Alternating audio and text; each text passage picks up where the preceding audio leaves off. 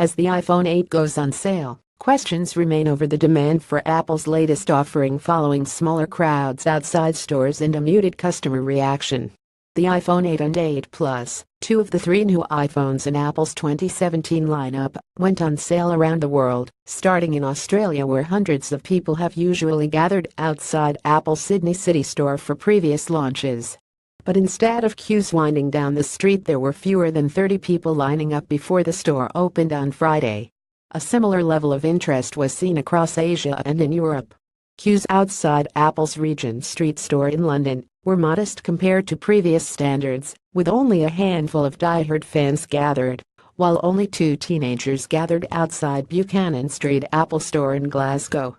Martin Landy at Martin Landy, handful of die-hard fans queuing outside Apple's Regent Street store, waiting for the iPhone 8 pic. Twitter.com September 22, 2017 mentions of iPhone 8 on popular website Weibo, considered China's Twitter and an indicator of consumer interest, were fewer than before the previous 2 launches.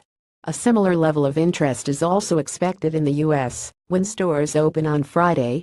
For the iPhone 8, the question remains whether buyers that simply must have the latest iPhone, a status symbol for many, will instead wait for the £999 iPhone X to be released in November, which was announced alongside the iPhone 8 and 8 Plus and overshadows today's sales. Francisco Geronimo, European Mobile Devices Research Director for IDC, said one thing is for sure, the super cycle is here and there will a high number of consumers looking to replace their smartphones because people who bought the larger screen 2 years ago with the iPhone 6s Plus are looking for a replacement at the end of their 2-year contract. The question is whether they will buy the iPhone 8 or wait for the iPhone X, as we don't know how long it will take Apple to deliver the X, or whether volume supply is ready by Christmas. Mobile retailers in the UK are seeing lower than expected day one and pre-order sales of the iPhone 8, markedly down versus last year's iPhone 7, according to well-placed industry sources. Most are putting the decrease in demand down to a greater than expected impact of the iPhone X, which goes up for pre-order on 27 October. The muted interest has led some to question whether sales for the iPhone 8 will fail to live up to that set by its predecessors. According to Rosenblatt securities analyst Jun Zhang, U.S. pre-order volumes for the iPhone 8 were down on last year's for the iPhone 7, while Chinese demand was even lower. Hong Kong-based resellers also said low demand for the iPhone 8 has forced prices down to retail prices or below. 2 customers are clapped into Apple's London flagship shop on the day the iPhone 8 is launched.